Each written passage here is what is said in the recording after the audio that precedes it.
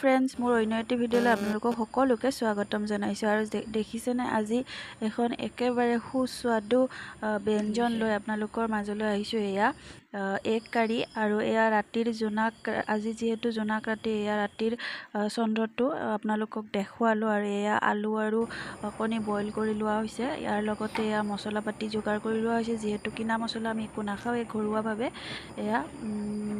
আৰু ইয়াতে এফালে কেৰাহীখন পাতি দিয়া হৈছে, তেল গৰম কৰি ল'লোঁ, আৰু যিখিনি আলু আছিলে সেইখিনিও ইয়াতে পেষ্ট কৰি লোৱা হৈছে। একেলগে মছলাখিনিৰ লগতে ভাজি লোৱা হ'ব। আৰু ইয়াতে কেৰাহীখনত ফাৰ্ষ্ট হালধি নিমখ মই ভাজি লৈছোঁ, যাতে কণীখিনিৰ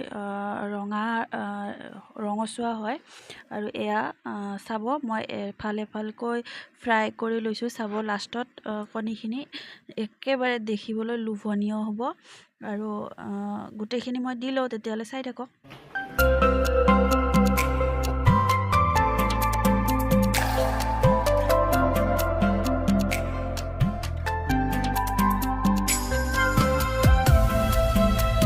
এয়া কণীখিনি ইলুটি ধুনীয়াকৈ ভাজি লৈছোঁ। এইখিনি আকৌ আপোনালোকক দেখাই থকা নাই, অলপ স্পীড কৰি দেখাইছোঁ, যিহেতু আপোনালোকে আমনি পাব ইমান লং ভিডিঅ' দেখাই থাকিলে। আৰু দেখিছেনে, দেখিবলৈ কি ধুনীয়া ৰঙচুৱা হৈছে। আৰু সেইখিনি তেলে পেলাই নিদি কিনে তাতেই পিঁয়াজ, পাঁচফোৰণ আৰু জলকীয়া এইবোৰ ভাজি লোৱা হৈছে। আৰু লগত ইয়াতে মছলাখিনিও ভাজি ল'ম, যিখিনি পেষ্ট কৰি লোৱা হৈছিলে মিক্সিত, আৰু লগত আলুখিনিও পেষ্ট কৰি লোৱা হৈছিলে। সেইখিনি আকৌ আপোনালোকক দেখাই নাই থকা, যিহেতু বেছি দীঘল হৈ যায় ভিডিঅ'টো, সেইকাৰণে মই কৈ দিছোঁ।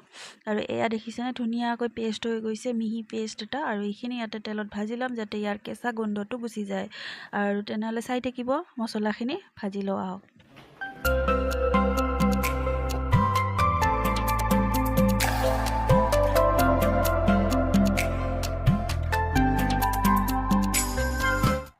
আৰু এয়া ধুনীয়াকৈ লৰাই ইয়াতে গোটেইখিনি ভাজি লোৱা হৈছে। আৰু ইয়াত জিৰা আৰু ধনিয়া গুড়ি দিয়া হৈছে, এইখিনি দিবলৈ থাকি গৈছিলে, সেইকাৰণে লাষ্টত এইখিনি দিয়া হৈছে। আৰু এইখিনি দিও অকণমান ভাজি ল'ম। আৰু ইয়াত গৰম মছলাও এড কৰি দিয়া হৈছে। আৰু কণীখিনি দি কিনে এয়া অকণমান দেৰি জুইত থৈ দিম। আৰু এয়া দেখিছেনে, দেখিবলৈ কি সুন্দৰ হৈছে, কালাৰটো চাওকচোন কি ধুনীয়া হৈছে। আৰু ইয়াতে জালুকৰ গুড়িও দিয়া হৈছিলে। এয়া আজিৰ ৰেচিপি ৰেডি হৈ গ'ল। আৰু মই মান ধনিয়াৰে ধুনীয়াকৈ সজাই দিছোঁ, চাওকচোন দেখিবলৈ কি ধুনীয়া হৈছে, নহয়নে বাৰু? আৰু আপোনালোকৰ চাই কেনেকুৱা লাগিলে জনাবলৈ নাপাহৰিব। যদি ভাল লাগিলে তেনেহ'লে লাইক এটা কৰি দিব, আৰু শ্বেয়াৰ কৰিবলৈ নাপাহৰিব। যিসকলে নতুনকৈ আহিছে সেইসকলে ছাবস্ক্ৰাইব কৰিবলৈ ধন্যবাদ।